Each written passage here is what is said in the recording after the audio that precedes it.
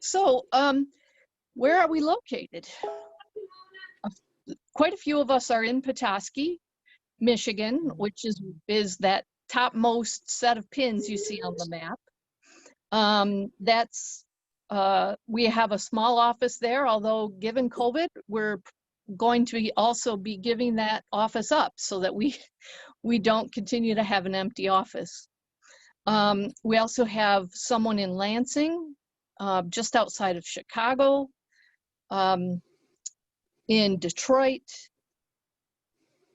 Toledo, although I see our map doesn't think Toledo is a place, and then in Columbus. So we have staff in all those places. We try to be spread around to kind of minimize the amount of travel. And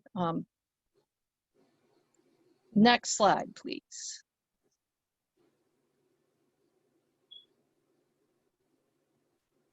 Next slide. So the important thing is not growth, but what we achieve from that growth. And so I'm going to talk about a few things. There's so much more. We couldn't fit it into an hour. So we're going to highlight some things for you, and then Anne is going to go into some detail on one of our programs at the end. So what you're seeing on this slide is really exciting for us. We've spent several years working in Flint, and as a result have created the Flint Community Lab, and that is an amazing place. It is about to open to do water testing on metals for all the people of Flint. It will be able to provide free testing for all the households in Flint for 3 years. And we created that lab with the Flint Development Center and many local residents, because one of the things we heard was that people do not trust the water after the Flint water crisis. And so we got together with community leaders and realized one of the things that would help people be able to better use their water is if they could actually have their individual homes' water tested by people they trust. And so this lab is located in a trusted community center called the Flint Development Center. It is a fully functioning lab, and it will be a certified lab once it's open and can go through that process. And it will have local chemists and students and lab techs working in that lab, which is really exciting. So we're so proud to have had a part in creating this lab, and we're extremely excited for the grand opening that is coming this summer. Next slide, please. So policy change. Freshwater Future works on policy change with our local communities. And so we try to be that connection between what's happening on the ground in communities all over the region and what's happening on policy at the state capitals, at the national capitals, and also in communities. So some of the things that we have helped to achieve over the years, there has now been over $3.5 billion allocated for Great Lakes restoration, and that has been helping to clean up some of our toxic hotspots, to restore wetlands, to protect shorelines, and so much more. So that's a huge one we've been working on as part of the leadership of the Healing Our Waters Coalition. Also, drinking water funding. We've been very strongly advocating for drinking water funding at state and federal levels, because our drinking water system has been the useful but forgotten system that we all rely on, and it needs a lot of help. Most of our systems are now over 100 years old, and so it's time we again pay attention to how do we get our drinking water and how do we know it's safe and can everyone access it. There's literally billions that we've advocated for on water infrastructure, both drinking water and wastewater. These are so important for keeping our waters clean and making sure we have access to clean, affordable water. We've been really busy preventing rollbacks of clean water protections. There's so much happening right now with trying to speed up regulatory processes that then really can damage our waterways, our wetlands, the things that make us all healthy and provide this great place we live. And so we're working really hard to ensure that those rollbacks either don't happen or we're continuing to push back on them. During COVID, obviously, we saw a huge need, and with our partners, to ensure that people had access to running water for sanitation, for washing hands. And for many people, it comes as a surprise to learn that there are tens of thousands of people, probably hundreds of thousands in the region, without access to running water, unable to afford their bills because some cities have grown 2, 3, 4 times the amount in just 10 years. So in some cities, the water bills have quadrupled. And so people lose access to water if they can't pay those water bills. So in both Michigan and Ohio, we push for moratoria on those shutoffs and also to get water turned back on for people. And we got those. In Michigan, that one has been extended until the end of the year. And we're working in many other places like Chicago, trying to still push for those same water turn-ons, but it's a long, long process. But we're really happy to say that these are the types of things we're pushing for every day with our community partners.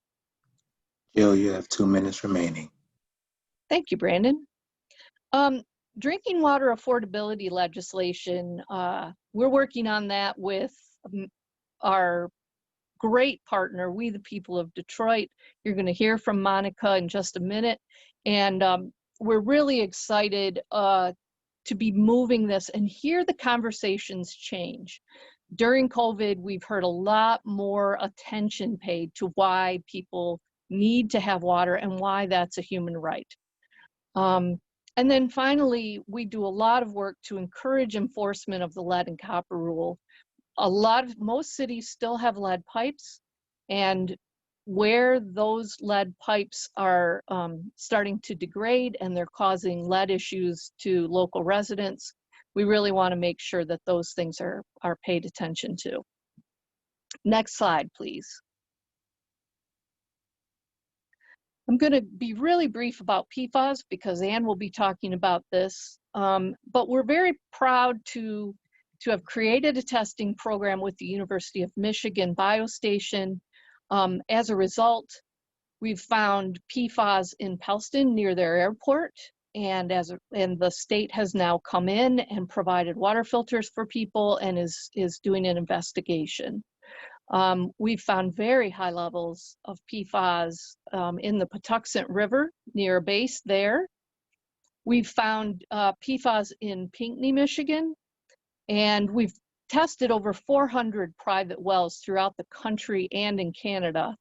And many people are able to look at, do they have it in their well at their home, but also in places like northern Wisconsin, where there's a firefighting foam production facility. People were able to see the extent of that contamination. And so this program has been instrumental. So I'll let Ann tell us more about that in a couple of minutes. Next slide, please. So another of our programs is making grants. We've awarded over $4.5 million in 1,150 grants to communities across the region in the last 25 years. And that has provided so much because people on the ground are able to do so much with a relatively small amount of money and their passion. And so protecting wetlands, restoring stream banks, protecting groundwater sources, removing contaminated sediments, and engaging many, many residents in protecting their own water, which is going to be increasingly important as we go forward. Next slide, please. All right, now that's all I have for the moment. I will be emceeing, so I'll come back to questions soon. But it is now my extreme pleasure to introduce my friend, Monica Lewis Patrick. She is the co-founder, president, and CEO of We the People of Detroit. Monica, take it away. Oh, muted. All right. Thanks so much, Jill. And first of all, I just can't thank you enough, you and Freshwater Future, for all that you've done, not only for We the People of Detroit, but truly to advance water affordability, not only in the state of Michigan, but across the Great Lakes and across the nation. And so one of the things that I wanted to highlight today in the few minutes that I've been allotted is how critical it was, how Freshwater Future showed up in community. As you stated in your presentation, much of our communities, especially communities of color, have been devastated by the impacts of unaffordable water rates, of toxicity, of really being sort of thrown away. And you look at the disparities that play out across the nation and around specifically the Great Lakes. But where Freshwater Future stepped into what I believe was a leadership void was there was not the depth of relationship that communities needed with the large environmental justice groups that were doing the work and serving as intermediaries with funders and with policy leaders and the like. But where Freshwater Futures, as the name stated, you brought a fresh way of looking at water and really building power that not only is impacting right now, but is going to impact us for generations to come. And so I just briefly want to share where we were. We, the people of Detroit, 6 years ago, we were working on water, but we were working in a very isolated, very narrow lens of only looking at the fact that Detroiters did not have water. When we began to connect that to the work that had been done in Detroit for the last 2 decades around water disparity and insecurity, what we saw is that as we connected it to the human right to water, it had a connectivity globally, but we weren't seeing it connected to policy changes and the very direct impacts the community needed on the ground. But when we stepped into the relationship with Freshwater Future in 2017, late 16 going into 2017, some of our conversations were about the fact we as a community had to do our own research. So community was already testing water, and community was already mapping water impacts and public health disparities. But where we did not have relationship was from the community standpoint to really where policy and change was happening at major tables at the state and regional level. And so I just applaud Freshwater Futures because some of what you were able to allow us to do is to bring our voice to tables where we had been silenced or had never even been invited.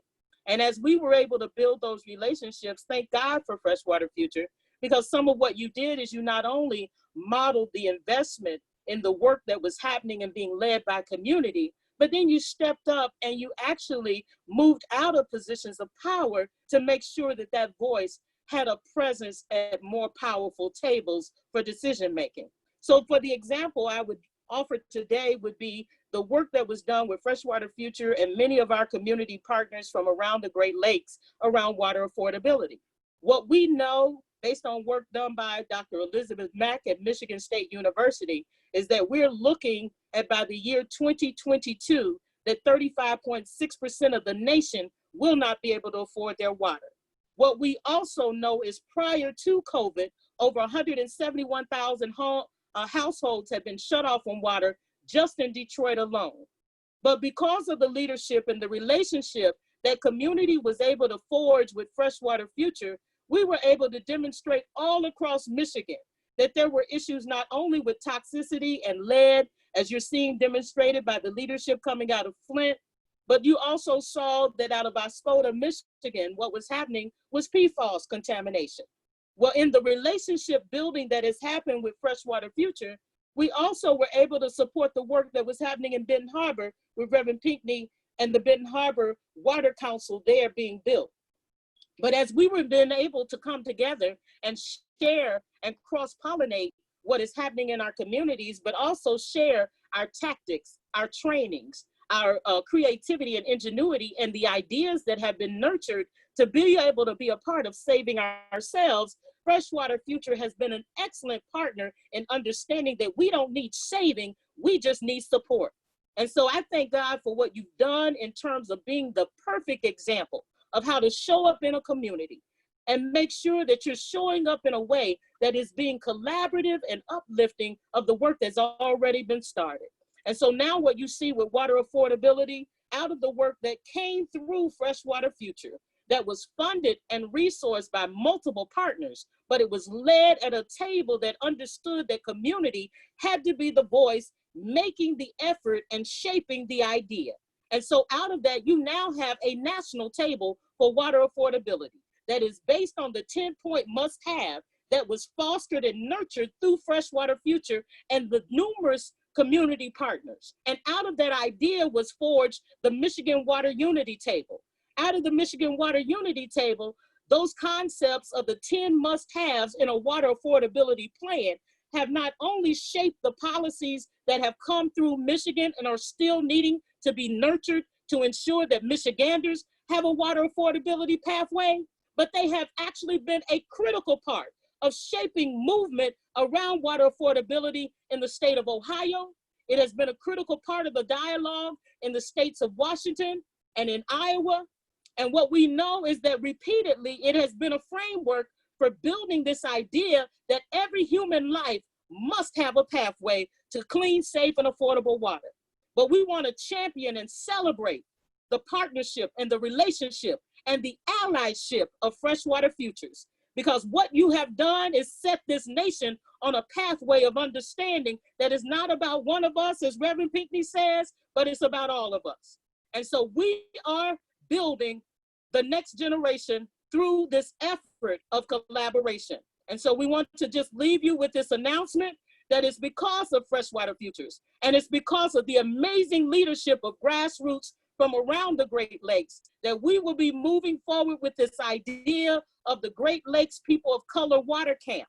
Because we not only want our community to be at the table to voice their concerns around trauma, but we want to be a part of ushering in transformation.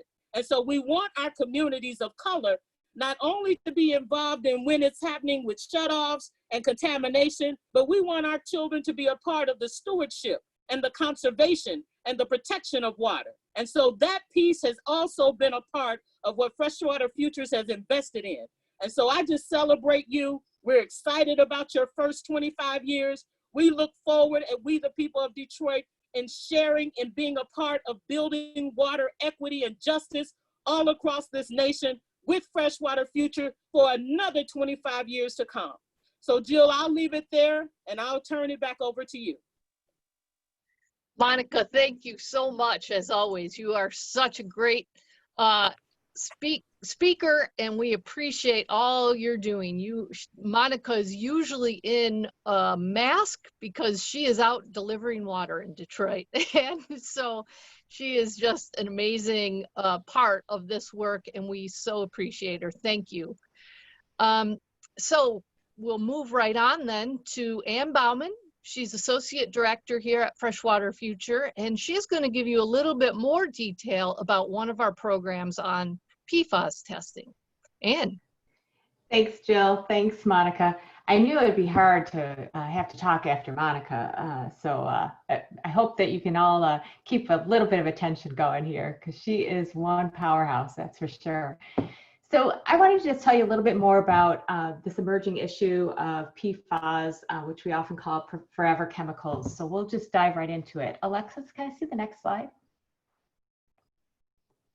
So this is a family of chemicals. They're called perfluoroalkyl and polyfluoroalkyl, and that's obviously a big mouthful. So they get shortened to PFAS, PFOA, and PFOs are some of the most, PFOA and PFOs are some of the most common ones. There's a family of 5,000 plus of these chemicals. They were invented in the 1940s, and they're used in everyday products that we have come to appreciate and maybe now be a little concerned about. Nonstick cookware, food packaging, such as anything you get from a fast food restaurant, or your microwave popcorn that you like to have in the afternoon. It could be it's in stain repellents and in water repellents, in your Gore-Tex fabrics. It's in ski waxes and car waxes, boat waxes, and it's in firefighting foam. It's in a number of different products. And unfortunately, the same characteristics that make these products really useful are some of the same characteristics that can make them harmful as well. They have a really strong bond, and so it's very difficult to break that bond, which means it's difficult to clean up. It's also very persistent, which is why you hear them called forever chemicals. They stay around forever. They get into our bloodstream, and they also can get into our environment and our air and our water. And unfortunately, there have been studies now, scientific studies, that show that there are health impacts from these chemicals as well. So they can cause kidney and bladder cancer. They can cause reproductive issues for both men and women. They can cause immune deficiencies, particularly with children and vaccines. They can also lead to behavioral problems as well as thyroid problems, just for a few, unfortunately. So the next slide. So how do we get exposed to these chemicals? Well, obviously we can eat them, we can breathe them, and we can drink them. And they can build up in our bloods. And so the important thing is to learn which products may have them. Currently, there are bans on certain types of PFAS, but the chemical companies are just making what they consider to be potentially lesser harmful PFAS, but we don't have the studies to show that that's the case yet. So it's just important to learn as much as you can so that you can make good decisions for yourself and your family about the products that you use and to try to reduce your exposure. Next slide. So Jill talked a little bit about our Freshwater Futures PFAS work, but I'm going to give you a little bit more detail about it as we go. So one of the things we've done over the years is actually, with the Foot Lab, we've talked about water testing there. And when fracking was getting started in this region, we offered homeowners some low-cost tests to do some testing before and after fracking. So water testing to us is something we always look at as a potential tool and a way to help provide good information to people. So as the PFAS were starting to be exposed in the community of Oscoda, Michigan, which has a military base there where they train firefighters, where they do military and Air Force exercises. There's PFAS north of Grand Rapids, Michigan, from Wolverine Manufacturing, which makes shoes. They had disposed of poorly and illegally certain amounts of old Scotchgard that continues to be found all over the place in that area. There's the firefighting foam training center, and where they make the firefighting foam in Wisconsin, Marinette, which Jill mentioned. So some of these places, they were finding this level of PFAS in the water. And at the same time, the state of Michigan was initiating a study to be done on all the public water supplies, but they weren't looking at private water supplies. So we wondered, what if you have a private well, are you going to be vulnerable for PFAS contamination? So we looked to see how much does it cost to get a PFAS test. And it was upwards of $300 to $400 to have your water tested for PFAS. And we just knew that was too cost prohibitive. And if it cost that much, it was going to take us a very long time to figure out where these chemicals are in our water systems in the Great Lakes region, where they might be beyond that, and how we can help protect public health. It was also an issue that really kind of brought together some of the rural and the urban issues when it comes to drinking water, because PFAS are being found in rural environments, but they're also being found in urban environments from manufacturing facilities that have not maintained their pollutants, and they've discharged it in its near water intake. So it's really looking at how can we help protect people's public health by providing them information about whether they have PFAS in their water or not. So we were working with the University of Michigan Biological Station. We asked them, okay, how do we do this? What can we do? And they said, I think we can do this. So they figured it out. We helped to purchase the equipment. We put together a PFAS test kit, which is really like a citizen science kit. It's just a little box. It has instructions in here. It has a little bottle and gloves where you can collect your own sample, and that helps to save money and also reduces the cost, but then we can provide it in a way so more people could get their water tested. So since we started this program more than a year ago, we've tested 400 wells, as Jill said, and we've had a really positive impact, I think, in this environment and in this region. So next slide. So in addition to providing more than 400 people with information about whether their drinking water had PFAS, whether it was a municipal system or whether it was a private well, we've also been doing a lot about increasing awareness about how do you reduce your exposure. You know, if you have PFAS in your water, what kind of treatment options are available? And there aren't a lot, but there are some filters that do remove some of these PFAS. There still needs to be more studies to see how good they do it and for how long. We've also had some really great responses by working with our community groups. So because Pellston is pretty much right in our backyard and in our Northern Michigan office, we were able to work with some of the students there. Actually, they helped to put together our test kits for us. So they volunteered and helped to put together the test kits. And then because of that, we did a program for them and offered them some test kits to explore their city to see if there was any PFAS there. Pellston is right next to a regional airport. They did a testing of one of their fellow students' home and found a very high level of PFAS. As a result, we were able to have that resident turn the result in to the state. And as Jill mentioned, they're now conducting an investigation. They've been doing additional follow-up testing. And for anyone who has a well that has high PFAS, they are providing a filter. So we've had a really impactful response to this program from that. In addition, we've been able to help in Maryland. We've been able to help in communities in Marinette, Wisconsin, because the state agency will only test in a certain area. And so with our test kits, we can help homeowners that might be close to that, but the state won't pay for their testing to at least get some information to know whether they should get some additional protections or filters from their water. We've also been working with our community groups in Escoda, a Michigan group that's being formed to help them have access to additional information so that they can work on the issue in their community. Next slide. But it isn't just about the testing and the education. We also know that, as Jill was talking about earlier, we need policies. And as Monica's talking about, affordability policies, right? We need to have things in writing that help us make sure that our drinking water is safe. And so we've been working with partners to try to get drinking water standards adopted at different states and federal level. Michigan just adopted some of the strictest ones in the nation, but they are only for a few types of PFAS. So it's not for all 5,000 chemicals. So there's much more work that has to be done as we continue to learn about this toxic pollution and how it may be impacting our health. And then we also are able to engage the community in pushing for those protections and making sure that they get what they need to keep their families safe.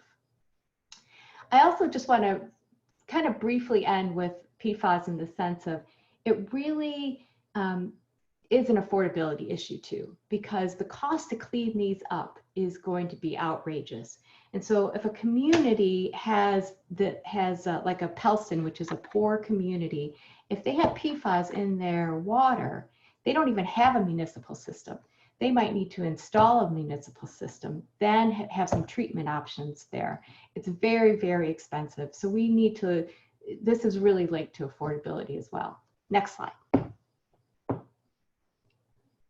So phase one, we wouldn't have been able to do all of this testing and this community outreach and working on policies with our partners if it wasn't for the funding support we had. And we are extremely grateful for the number of funders who helped us to purchase the equipment, it paid for staff time, all that it takes to actually run a PFAS lab. But when COVID came, we ran into some challenges. So we ran into a challenge where the University of Michigan Biological Station closed down to outside employees. So You no have 2 longer, minutes remaining. thanks, Brandon. No longer were we able to have a chemist working at the biological station. We had to rely on their chemists to do the work that we needed done. And that's an extra cost to us. It also means that they're not really available all the time to do the number of PFAS tests that are in demand. And believe me, they are in demand. I get emails and phone calls every single day asking, can I get my water tested? Can I buy a kit? When can I buy a kit? So because of this slowdown from COVID, we continue to work on this issue and think, how can we continue to offer this important service? It is still filling a gap that nobody else is doing. Tests are still very expensive. So we decided, we worked with our partners in Flint Development Center again and asked, what do you think about offering this type of analysis at the Flint Community Lab? And they were very willing to expand before they even got the lead testing going on the ground. So we're very excited about this next phase. We have received funding from the Charles Stewart Mott Foundation for the equipment. Now we're moving into the next phase of fundraising where we can get some additional money to pay for the chemists, to pay for education staff, and the advocacy work that's needed to help these communities when they do find PFAS so they can get the actions taken care of and filters or alternative water sources. So I just want to thank everyone for all of their involvement and their support, and we'll just keep you posted on the phase 2 PFAS testing at the Flint Community Lab. All right, thanks, Ann. That was great.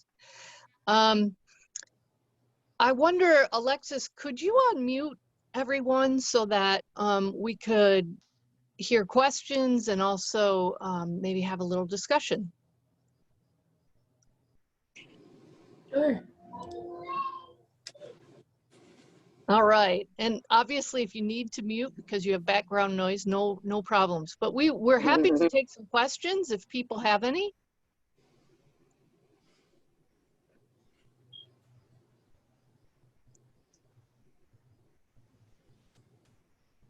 I don't think we have any in the chat boxes, although there was lots of praise for Monica, of course. We all love Monica. So thank you again for that. Did anyone have any questions?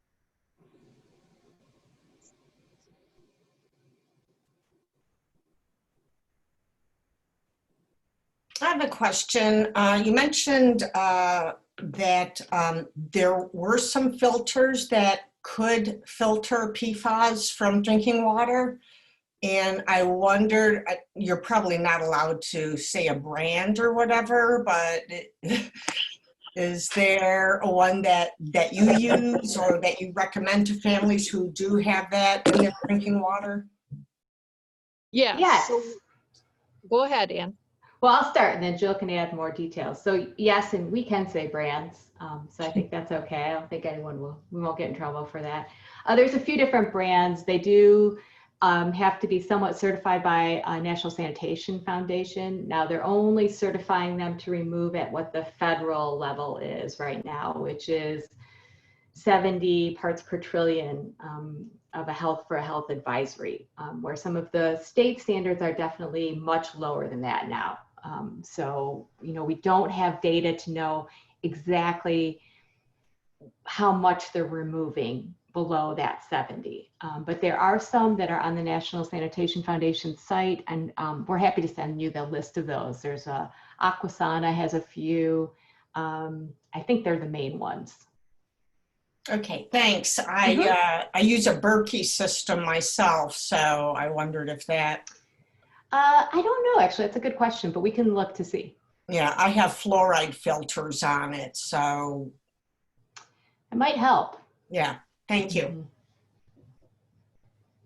Right. That's one of the things that we're actually talking to our chemists about is starting to measure maybe total fluoride, because with these polyfluoral substances, if you can only pick out, a few, we're able to monitor 14 out of 5,000. Those are some of the questions we're still trying to answer. So appreciate the question. Thank you, Deborah. Jill, Yes, ma'am. can I just also add how critical it is that this work that's being done with Freshwater Future and the Flint Development Center, because it's not only helping restore confidence for the folks in Flint, but it actually becomes a tool to help other young folks see themselves as a part of their own solutions. So it gives them exposure to the science regarding water. It also gives them, it begins to nurture their ideas about other career paths pertaining to water. And so we see this as a way to grow and nurture their souls so that you're not having to undo bad behaviors pertaining to water. You're actually raising up water advocates, water warriors, water protectors, if you will. Absolutely. Thank you for that. And that is so true. And the Flint Lab is such an amazing example of that. From the beginning of that process, we knew that youth were important to have in there. And so they have been critical in creating this program. And now, even as the building was being rehabbed, we had young people being trained and receiving a pre-apprentice certificate in the trades coming out of just creating the lab. And now we'll have people going in, being interns and apprentices in the lab itself and learning to test water. So absolutely true, Monica. It's a great tool for getting youth engaged in Flint and beyond. Well, and you've done it over and over again, because if you look at in Benton Harbor, the amazing work done there, it wasn't just about identifying that there were toxins in the water, but then the follow-up to then apply and actually put on the filters for those particular families that were challenged with no other pathway to get any water source that was at least could be trusted. And so those are the models of the relationships with a Freshwater Future that just are invaluable to really uplifting how community is part of these solutionaries that we're seeking to solve these huge problems. But without the relationship with Freshwater Future bringing some of those technical aspects, then you don't get the velocity of those impacts. Absolutely. Thank you. I want to see, are there any other questions? That was a great one. Or thoughts as well. It doesn't have to be questions.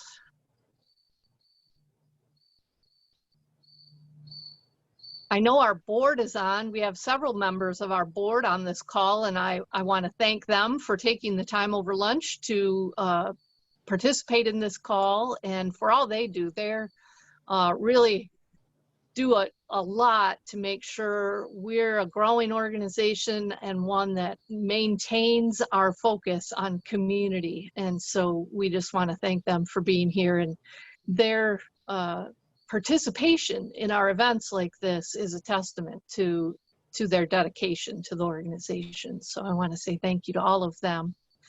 And I'll open it up one more time for any thoughts, comments, questions.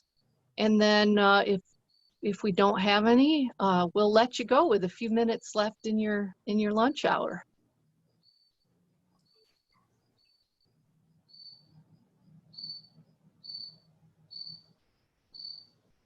I love how Ann brings the crickets, so that there were literally crickets when I asked that question. I love That's right. I do. I have at least 3 right here keeping me company. That's great. Well, again, a huge thank you to Monica Lewis-Patrick from We the People of Detroit. We love the work that you do and your team does, and we're so appreciative for being able to partner with you all.